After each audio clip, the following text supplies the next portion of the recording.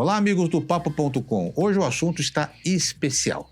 Nós vamos falar sobre financiamento de automóveis. Está chegando o final do ano, vai entrar o 13º, as pessoas saem procurando para comprar o seu carro novo ou o seu carro usado. Mas aí você tem que tomar uma série de cuidados. E é sobre isso que a gente vai falar hoje no nosso programa. A orientação para comprar um carro novo, os cuidados e também do lado das empresas, como é que as empresas se protegem de eventuais fraudes. E para isso a gente convidou o Renato Virches, que é CEO da Correct Data e da Vetera, que é uma empresa especializada em analisar crédito, em analisar a qualidade do veículo para você não cair numa enrascada. Bem-vindos ao Papo.com.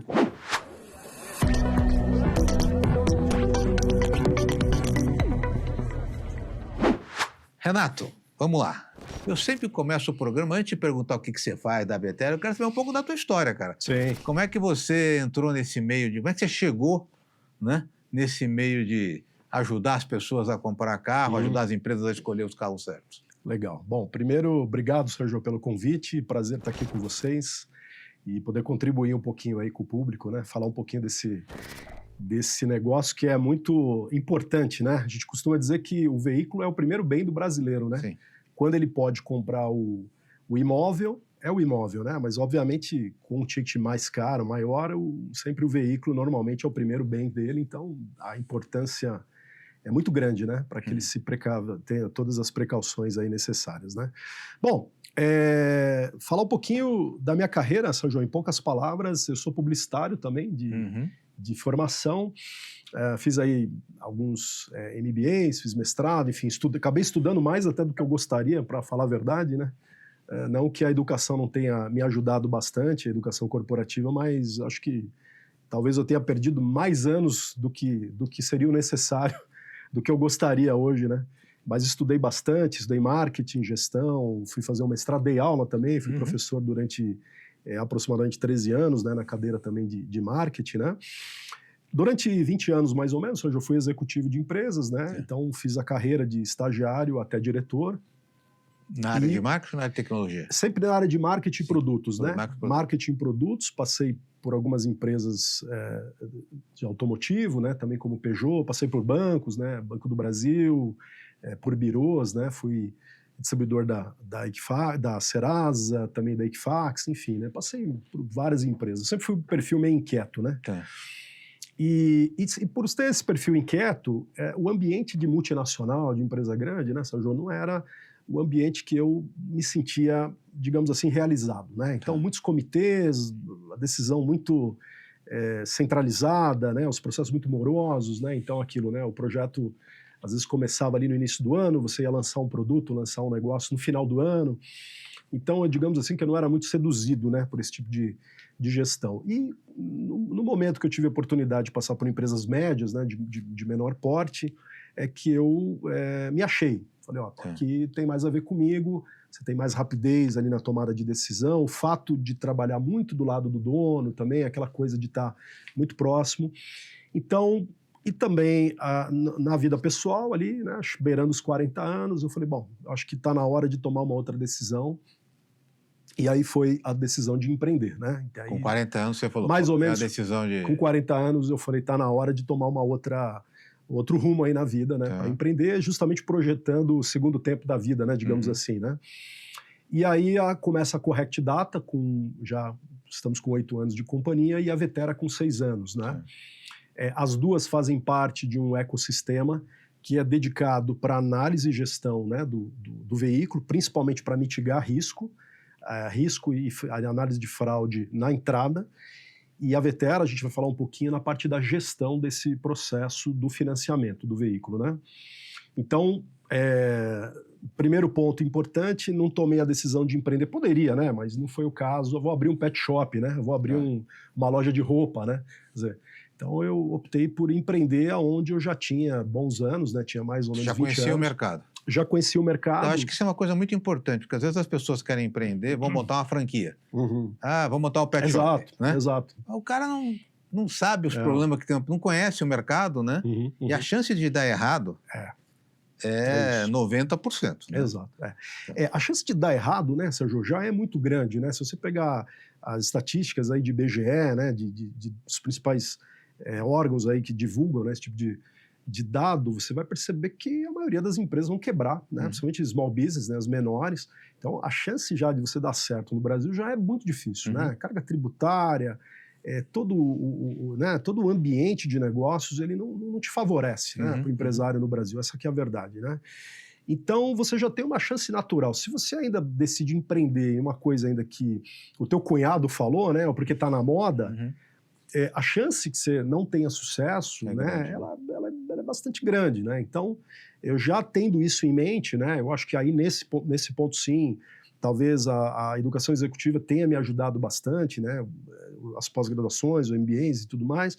E o fato de já ter, né, esses 20 anos de experiência profissional, falou, bom, eu não vou dar uma né, não vou arriscar no negócio novo, vou seguir ali mais ou menos dentro do que... E você atuava na área de financiamento, de garantia?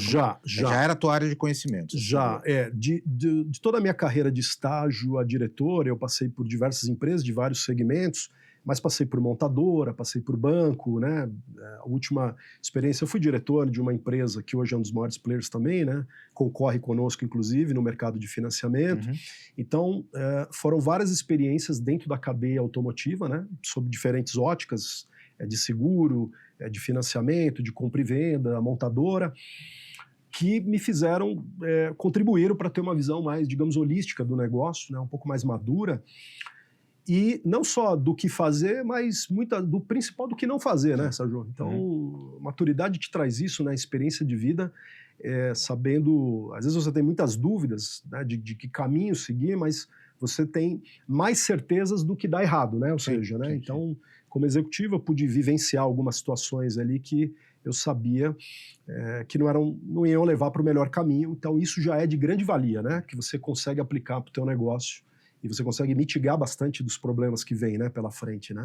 E qual foi o problema, quer dizer, quando você montou o seu negócio, você falou assim, tem um nicho aqui que eu posso atuar, no setor de financiamento de carros, né? Qual é o problema que você olhou e falou assim, a minha empresa vai ser focada nisso? O que você visualizou? Perfeito. E como é que você montou essa desde o começo, Sérgio, e até hoje, né, talvez o core business do nosso grupo é análise de risco e fraude. Então, a gente toma café, almoça e janta, né, pensando nisso. Como é que a gente elimina a fraude, como é que a gente diminui o risco do empresário, né? Então, nós somos uma empresa B2B, né, o grupo. As duas empresas, a Correct Data e a Vetera, fazem parte desse ecossistema, dedicadas para ajudar o empresário a diminuir o risco. E aí eu costumo dizer, né, Sérgio, que até brinco, né? Se a gente estivesse na Noruega, na Finlândia, né, em outro país, talvez não teria a Correct Data, né? Essa que é a verdade. Talvez não precisaria ter uma Correct Data, mas infelizmente a gente está no Brasil e a gente, quando mostra, né, as apresentações, os PPTs, o índice de fraude, né, e todos nós sabemos, é muito alto e só cresce, né? E o que a gente percebe... Está crescendo a fraude no Brasil? Cresce demais. Porque o que a gente nota é assim, né, Sérgio, a ferramenta que vem para o bem, ela vem para o mal também, infelizmente, né? Então, por exemplo, com a adoção da IA, você tem cada vez mais ferramentas, né, e algoritmos ali com a aplicação da IA que vão ajudar muito o empresário para coisas positivas, para vender mais, para automatizar os processos, mas também ela contribui também para a criminalidade, né? Então, tem o lado B, sempre vai se aproveitar dessas mesmas tecnologias. Então, ela serve para os dois lados. A IA está fazendo isso, também falsificam... Também, porque ela propicia com que a fraude fique mais sofisticada, né? Então... aquela ideia de que, por exemplo, um hacker era um menino de 15 anos, de moletom, na casa dele, na casa da mãe, é uma ideia já bastante superada, né? Hoje em dia você tem quadrilhas muito profissionais, você tem profissionais aí de mercado que se dedicam, infelizmente, para o lado ruim da coisa, para o lado B. Né? Você tem, assim, quantos por cento tem crescido o número de fraudes, tentativa de fraude? Vocês conseguem? A gente tem alguns números, né? Inclusive, por exemplo, no mercado de seguros, que a gente deve estar... Semana que vem, inclusive, né? A gente vai ter uma palestra, a gente vai participar de um evento. A gente tem, por exemplo, em média, 15% mais ou menos daqueles seguros que foram tidos como, digamos assim, suspeitos, 15% se confirmam como uma fraude. Né? Para você ter uma ideia de como esse nível é alto. E a fraude o que é? No carro, na documentação? Em toda a esfera, né? Documental, principalmente, e no veículo. Né? Nós somos especializados no mercado automotivo, né? Embora A Correct Data enxerga o veículo como uma BU, né? Então, O que é BU? Uma business unit, né? Para falar um inglês aqui bonito. Em português é uma unidade de negócios, unidade né? de negócios, tá. A gente tem ainda a visão de entrar em imóveis, entrar em e-commerce, entrar em telecom, em outros segmentos que a gente já está ensaiando novos produtos, mas o veículo é onde todo o grupo tem uma expertise aí já, todos os executivos que lá trabalham quase, 30 anos trabalhando com isso, né? Então a gente olha muito a fraude do veículo, né? Seja documental, seja na compra e venda, no seguro, no financiamento, né? Nas suas diversas, os diversos setores da cadeia automotiva, né? Que são muitos, né? E tem uma relevância muito grande, né, Sérgio, como a gente falou, porque, de novo, o veículo é o principal bem do brasileiro, né, a principal propriedade. Né? O primeiro dinheiro o dinheiro, jogador de futebol, né? O primeiro dinheiro eu vou comprar um carro. Não, compra a casa da tua mãe. É isso, né? Exato. Compra a casa da tua mãe e depois você compra o carro, né? Talvez, embora um pouco mais da nossa geração ali, mais antiga, talvez molecada hoje, às vezes não quer comprar o carro, né? Hoje você quer andar de Uber, não entende muito o carro como posse, né? Mais como... digamos assim, como uso, né? Não sabe nem o que é trocar marcha, molecada hoje em dia, pô. Trocar o pneu, né? Não consegue nem trocar o pneu. Mas, de qualquer forma, é um bem muito importante, né? E o ticket médio também, né? Ou seja, então, um veículo, você vai ter um ticket médio de 60, 70, 80 mil reais, incluindo novos e seminovos, né? Então, um ticket médio bastante relevante para a renda do brasileiro. Sim. Então, isso faz com que a nossa atuação, o nosso compromisso e contribuição para analisar o risco e a fraude seja ainda mais relevante, né, Sérgio? Porque a gente pensa muito nesse consumidor. E como é que você avalia essa fraude? Quer dizer, eu chego lá, eu vou comprar um carro, tá? Vou comprar, ganhei meu 13º, cheguei para a mulher e falei, amor, tá na hora da gente pegar um carrinho melhor, né? Então vamos falar da Volkswagen, tá? Que é o carro. Chego lá duas situações, tá? A situação acho que menos arriscada, a situação mais arriscada, tá? Chego na concessionária da Volkswagen. Eu quero comprar um Taos. Quanto custa um Taos? 100 mil reais, 120 mil, 150 mil reais? Quero comprar um Taos. Zero ou usado, tá? Se for zero, acho que o risco é menor, né? Para eu como consumidor. Eu sei que você não trabalha para o consumidor, você trabalha para o lojista. Mas vou comprar um usado, tá? Então, como é que funciona, como é que é a história aqui que a gente vai contar? Legal. A partir do momento que eu sentei na frente, vi o carro, andei com o carro, testei, gostei, quero comprar. Legal, boa Aí pergunta. O que acontece? Assim, como a gente falou, né, Sérgio, o grupo, né, a gente trabalha no ecossistema, a Correct Data e a Veter, somos duas empresas B2B, né, business to business, ou seja, vendemos só para empresas, né, não vendemos para o consumidor final, mas o consumidor final é o cliente do nosso cliente. Então, a gente tem muito apreço e muita preocupação no final para que ele não tenha fraude também na ponta, né. Bom, então nós ajudamos pela Correct Data. Eu posso perguntar se eles têm um sistema de vocês, por exemplo? Eu cheguei lá, comprei usado. Pode. Eu quero saber, claro, como é que eu sei que esse carro aí, como é que... Sim. Vocês têm um sistema de avaliação? O consumidor pode perguntar isso. Sim. E o comerciante... A concessionária, o banco, a se o cara já não quiser falar, não, eu conheço, é amigo do meu amigo, aí já fica meio estranho, né? Perfeito. E aí você tem um laudo, é isso? Então, quando ele chega para comprar o carro, como você bem colocou, né, Sérgio? Se o carro for zero, você tem menos riscos, mas não... Eu não diria que 100% ele está eliminado de risco. Ele tem algum risco, mas bem mitigado. Agora, o veículo usado, seminovo, obviamente você abre por toda sorte de problemas daquele veículo, né? Então a gente ajuda, primeiro, a concessionária a tomar uma melhor decisão, primeiro, quanto ao estoque dela, porque em algum momento ela adquiriu aquele carro para entrar no estoque dela. Então, a primeira preocupação nossa com a Correct Data é a gente atender o varejo para que o varejista, loja, concessionária, tenha um veículo em estoque com qualidade. Então, a gente vai puxar absolutamente tudo do carro, né? Nós vamos levantar tudo. Tudo o quê? Tudo são restrições, são débitos, são proprietários anteriores, são a origem daquele veículo. Se aquele carro, por exemplo, foi de leilão, se ele teve um histórico de roubo e furto, né? Se ele teve algum sinistro. Então, uma série de informações, né? Hoje, a Correct Data, nós temos mais de 3 mil variáveis, para você ter uma ideia, Sérgio, que a gente combina. Obviamente, depende do nível de sofisticação. O cliente small business menor, às vezes ele quer um relatório pronto para tomar decisão, ele não quer pensar muito. Já para o banco, a gente já tem mais de 3 mil variáveis que a gente monta a vitamina, né, o Frankenstein, digamos assim, para fazer uma análise mais sofisticada. E a gente contribui com dados para que normalmente você tenha ali do lado do cliente um perfil de analytics, né, um perfil mais apurado de crédito, para que ele faça ali uma composição de dados de uma esteira que faça mais sentido. Mas para o lojista ele quer uma coisa simples de fato. Então a coisa começa, Sérgio, a gente ajudando a tomar a decisão de um carro bom. Ok. Quando o consumidor mesmo vem... consignado?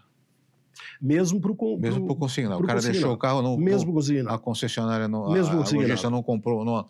Ele tem que dar entrada com nota fiscal, não tem normalmente? O consignado? O consignado, né, que é uma história, inclusive, que ela continua existindo, é muito forte no mercado, mas agora com o RENAVE, né, que é o Registro Nacional dos Veículos em Estoque, trouxe aí um importante avanço para esse mercado de seminovos, né?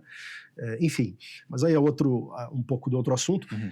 Mas também para o consignado, Sérgio, porque no final do dia a responsabilidade é muito do lojista, né? Uhum. Então, se o lojista coloca um veículo que tem uma procedência duvidosa, mesmo que não seja de propriedade da loja no documento, a responsabilidade é da loja. Então, de qualquer forma, a nosso trabalho junto ao lojista é que ele tome sempre, compre e tenha um estoque muito bem analisado dos veículos que ele está vendendo, para que não tenha dor de cabeça nem para ele e nem para o cliente dele futuro que vai fazer a compra. Bom, e aí se ele vai financiar, o consumidor financia aquele carro, aí nós fornecemos para os bancos, né? Hoje a Correct Data, a gente faz mais de 5 milhões de consultas mês, 6, 7 transações por segundo, inclusive, e atendemos alguns dos maiores bancos do Brasil hoje, né? Vários bancos aí, seguradoras são clientes nossos, que utilizam os dados da Correct Data para poder aprovar aquele financiamento, né, Sérgio? Então, em primeiro lugar, ele vai avaliar o crédito, a capacidade de pagamento daquela pessoa, que não é conosco, mas a gente ajuda, né? Então, a gente ajuda um pouco nessa análise, no sentido de prover outros dados também, né? Se esse sujeito já tem um outro carro, se ele já financiou o carro no passado, enfim, a gente ajuda, mas de fato aí o core é Serasa, Boa Vista, Equifax, são os birôs, né? COD.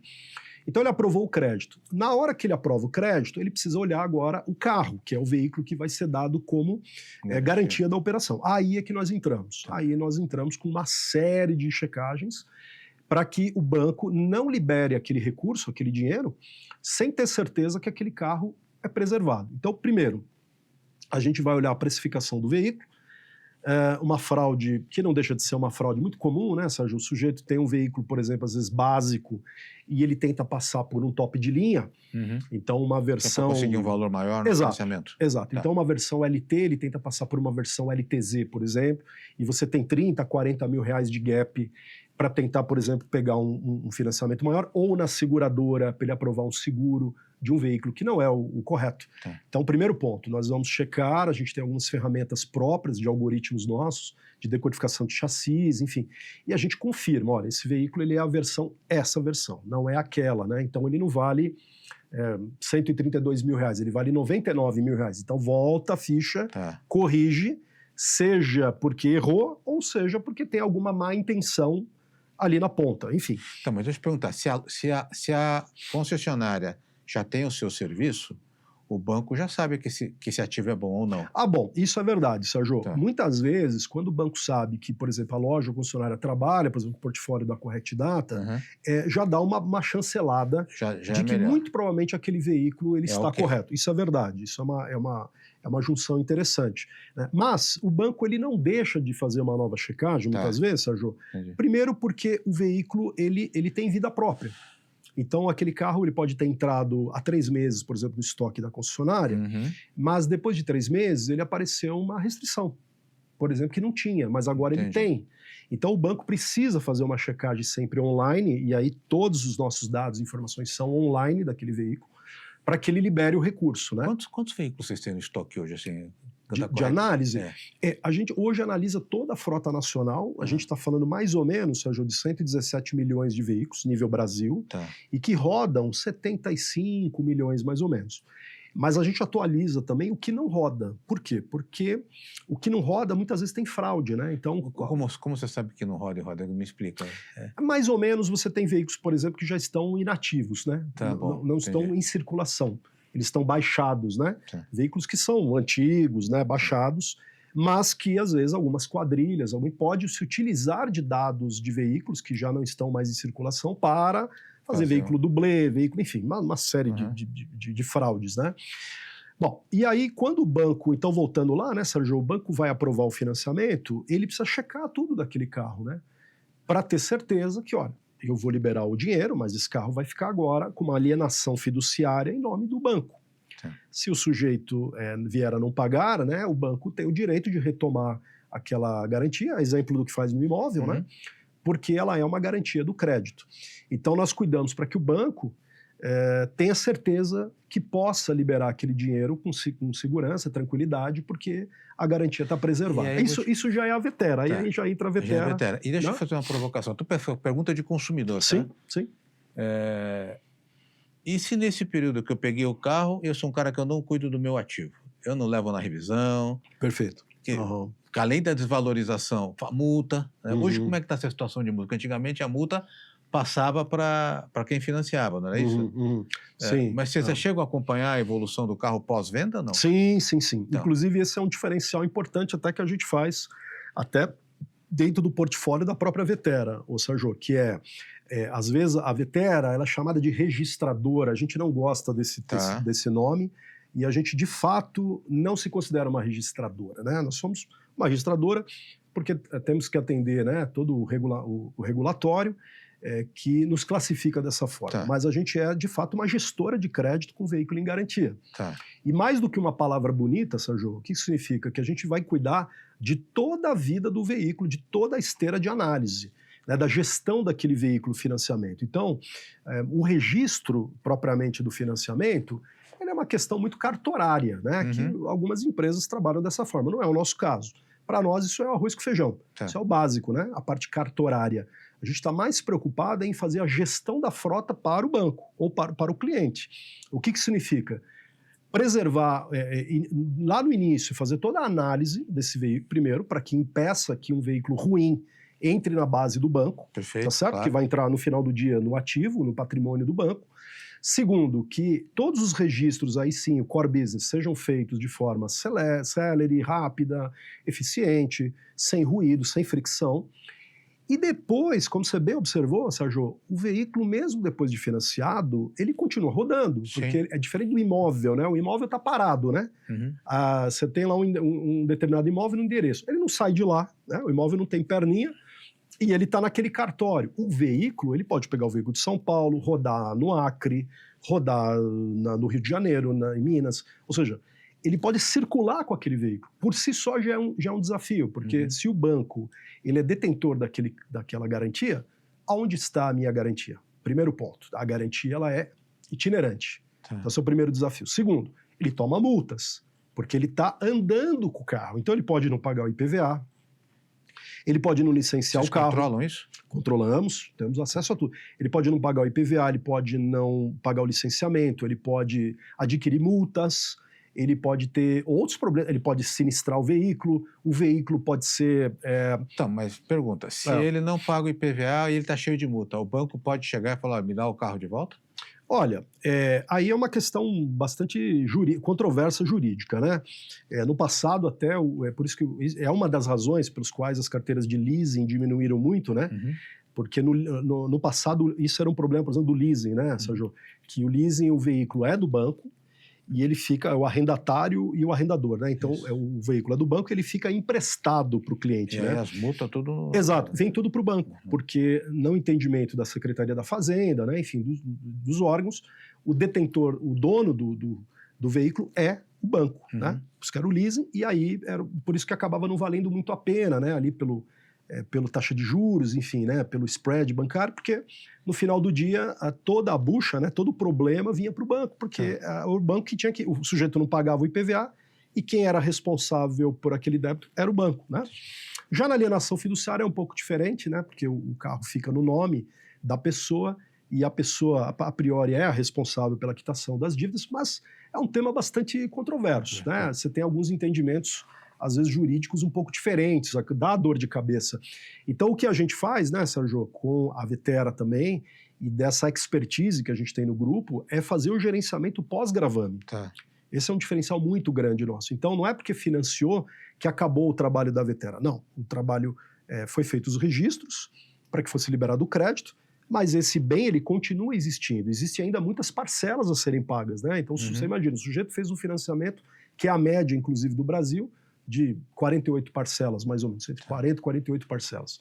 Bom, muita coisa pode acontecer depois do gravame, que é exatamente isso. O sujeito não pagar, o sujeito colidir o carro, o sujeito ter uma avaria no carro, o banco não tem visibilidade do que está acontecendo. E você alerta ao banco, ou à instituição que teve um acidente. Podemos fazer isso, podemos. Aí a gente tem uma série de produtos, né, de módulos, né, que a gente chama de gerenciamento de carteira, que a gente vai fazer o acompanhamento dessa carteira depois do financiado, né, depois que o gravame foi feito, no mercado, né? Aí vai depender muito do banco, da instituição financeira, da FDIC, do consórcio, depende muito da característica, né, de cada segmento, né, Sérgio? O quanto que ele quer acompanhar. E hoje você atende o quê? Você atende consórcios, você atende, isso vale para financiamento clássico, lojas independentes também, lojas com as grandes concessionárias, eu imagino que sim. Trabalho com todas as concessionárias? Isso, a gente, o mercado principal, digamos assim, né, da Correct Data, ele é mais amplo, né, Sérgio, porque a gente atua fortemente no financiamento, mas também no seguro de veículos, na compra e venda, no rastreamento, na logística, o mercado também por exemplo, de frota de caminhões, é um outro mundo, você tem muito furto, muito roubo, né, de caminhões.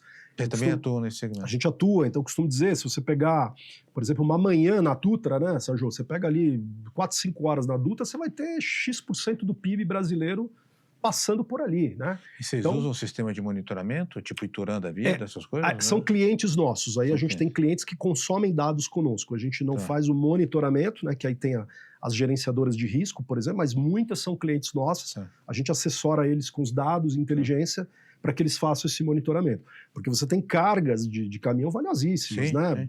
Trafegando, e aí você tem risco de roubo, de assalto, enfim. Então a Correct Data, além do financiamento, ela vai ter um escopo de atuação, de análise, né? Porque, de novo, risco e fraude está em todo lado, maior.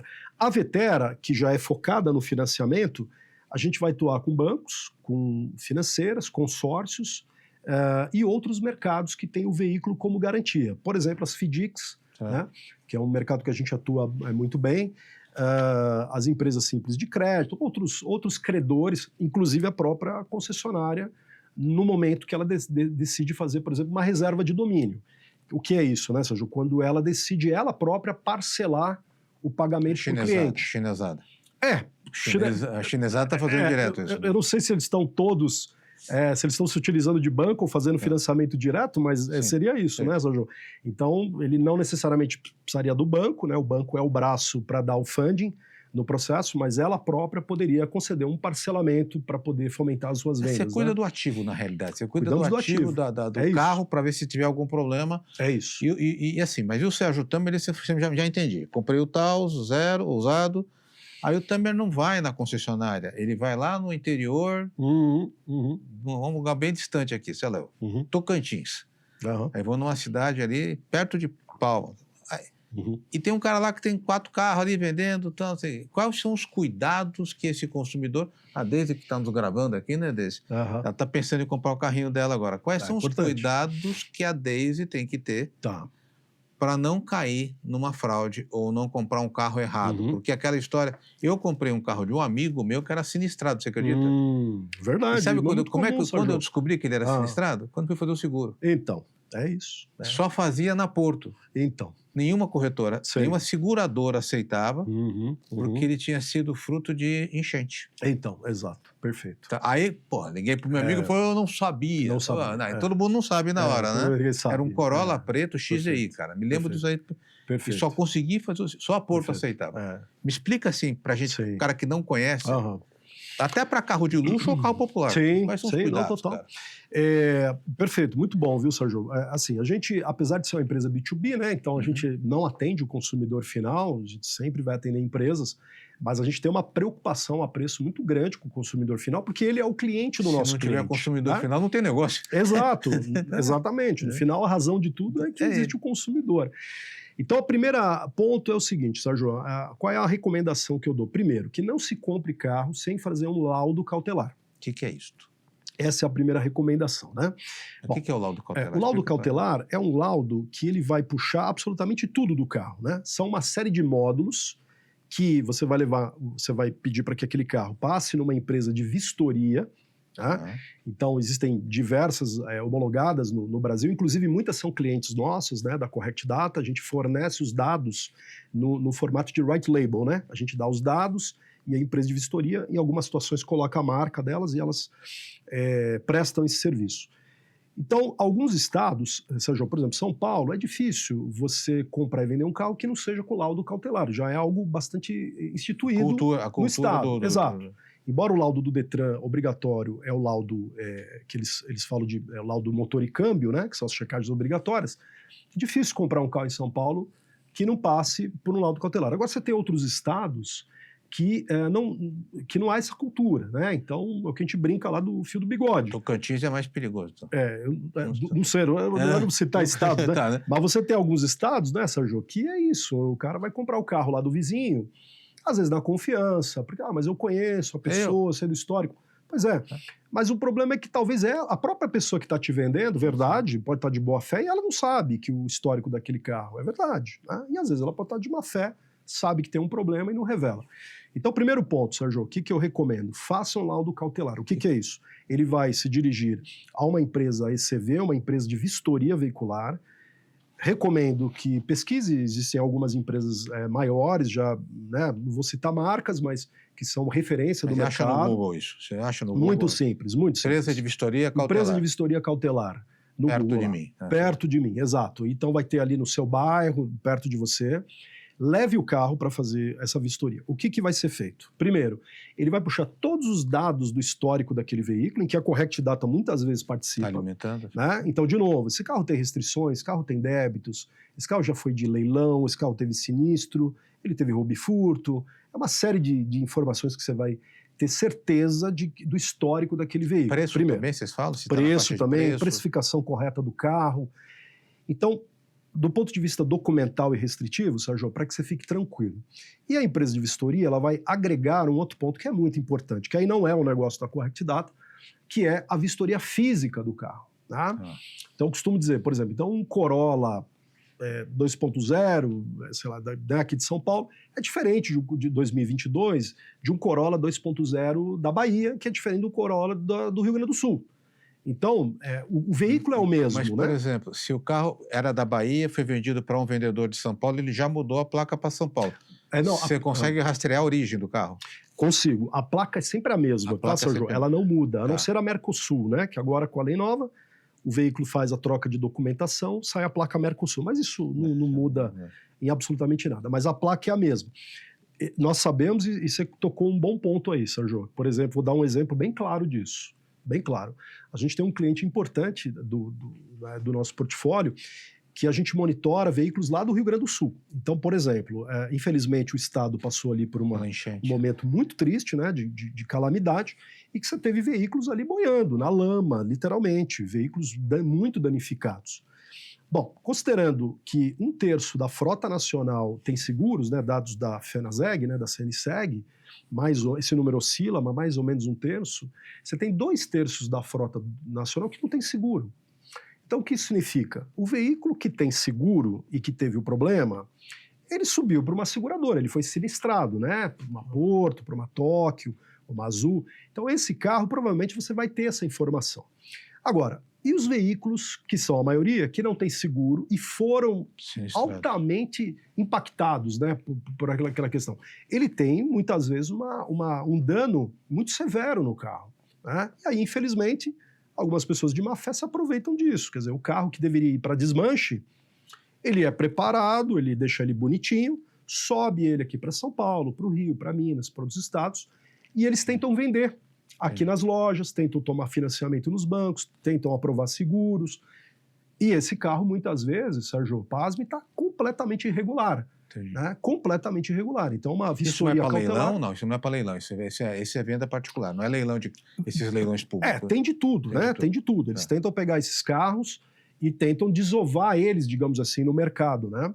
Então, para o consumidor final, que foi sua pergunta, muito importante essa pergunta, Sérgio, o que é importante? Levar numa vistoria cautelar, porque além de todos os dados que eles vão puxar do histórico do veículo, que, de novo, a Correct Data participa muitas vezes de toda a análise, ele vai olhar o carro fisicamente. Então ele vai ver se o carro teve avaria severa, se ele teve lá problemas na longarina, se ele teve um comprometimento que, no final do dia, o veículo é algo que tem que trazer segurança para você e para sua família.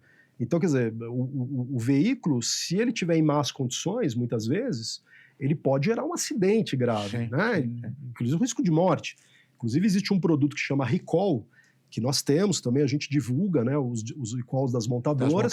Das montadoras, todos os recalls do Brasil, inclusive, para que o consumidor, às vezes, nem ele próprio sabe, ele tem um carro, ele comprou um carro, ele não sabe que aquele veículo tem um recall pendente, e aquilo põe em risco a família dele, porque ele viaja, ele pega estrada e você tem coisas simples e tem coisas graves no carro, né? Risco, já teve de seríssimos. airbag, já teve... Agora, uma pergunta, se eu chegar para o lojista e falar, eu quero fazer a vistoria... A vistoria cautelar, por Ele exemplo. fala, não, o carro tá bom, eu garanto, não sei o quê. Aí você já fala, pá, não, quero fazer a vistoria. Desconfia. Eu pago a vistoria, mas... Desconfia. Se o lojista, Sérgio, se recusar ou ele não concordar em que aquele veículo que você está comprando seja objeto de uma vistoria cautelar, você tem que desconfiar. E se o preço for também... Piorou. Né? Se o carro está com preço muito diferente... Preço diferente, exato, que todo mundo cai. Achei uma barba. Quilometragem alterada, adulterada também, vocês pegam, né? Vamos lá, situações, né? Que a gente chama atenção. Primeiro, veículo muito abaixo do preço de mercado. Situação... De novo, sozinho pode não significar nenhum problema, mas é uma red flag, digamos assim, né? É um ponto de atenção. Muito baixo. Segundo, quilometragem baixa, perfeito, mas isso é uma situação que muitas vezes o laudo cautelar também vai pegar. Porque aí as empresas são especializadas em olhar isso também. Que eles vão ver desgaste de pneu, desgaste de roda, desgaste de tapete. Eles vão olhar uma série de coisas, né, que eles vão dizer, está incompatível essa quilometragem com os desgastes que nós estamos vendo nas peças. E eles têm um olhar clínico, né, para a parte física do carro. Então esse é um bom indício também. Né? E o lojista normalmente sério, ou seja, ele já vai se preocupar em ter feito o laudo cautelar quando ele comprou o carro. Antes do carro entrar no estoque da loja, ele, se é uma boa empresa, ele já se preocupou e falou, não, peraí, esse carro não vai entrar no meu estoque sem antes eu checar toda a procedência desse carro. Né? Já começa aí. E não tem fraude de laudo cautelar, tem? O cara fraudar um laudo cautelar, fala, eu tenho, na verdade não tem. Infelizmente... Eu tô te perguntando cabeça de consumidor aqui. Infelizmente pode vir a ter, né, Sérgio? A gente não tem como garantir que todas... A gente sabe que a maioria das empresas são sérias, e trabalham de forma muito séria, as empresas de vistoria, mas infelizmente, como todos os segmentos do país, infelizmente, você pode ter ali uma ou outra que, enfim, né, fraude esse laudo, né? Mas por isso que a gente recomenda empresas grandes, sérias, com marcas consolidadas, líderes de mercado, que vão fazer um trabalho sério. Então, para o consumidor final, Sérgio, é essencial fazer o laudo cautelar, porque aí você vai ficar tranquilo do ponto de vista dos dados, do histórico do veículo, de restrições, débitos e tudo, e também vai ficar tranquilo porque é um bem físico, né? No final você está levando para sua garagem um bem que você não quer que daqui 3 meses quebre, daqui 6 meses apareça umas como essa que você relatou, né? Ou seja, uma novidade ali que você fala, não contava com essa. E também, e aí você tem algumas derivadas disso. Primeiro, o bem vai se desvalorizar muito, depois, então você acabou comprando um ativo que depois, se você for vender, você vai ter um prejuízo, tá certo? Essa é uma primeira derivada. Outra derivada, se você quiser tomar um financiamento, muito provavelmente, modéstia à parte, se o banco utilizar os dados da quantidade, não vai aprovar, você vai ter um financiamento negado, você vai ter muitas vezes um seguro negado, que aliás foi o seu depoimento aí, né? Ou seja, o seu caso, a seguradora falou, eu não aprovo, e às vezes aqui aprova, ela aprova numa condição desfavorável. Ela falou, olha, eu vou aprovar um preço abaixo da tabela FIPE, eu vou colocar aqui um deságio nesse carro. Ela vai exigir condições, né? Uma franquia muito alta, enfim. Ela vai colocar um cenário que não seria o melhor para você contratar aquele seguro, né? E por aí vai, né? Muita orientação. Agora é importante, então, para você que está comprando, então, fazer o laudo cautelar, custa quanto? R$100, R$200? Vai depender muito do estado, né? Mas eu acredito que a partir de 100, 120, até 200, né? Depende muito da empresa. E sou eu, quer dizer, o lojista leva o carro por onde eu quiser, isso que se for. Não, leva o carro para ver. Normalmente o carro não comprei ainda, tá lá. Estou falando, eu quero que você leve lá naquela loja para fazer. Aí eu posso acompanhar essa vistoria, é isso? Em São Paulo é muito comum, como de novo, né, já é uma praxe, né, isso, né?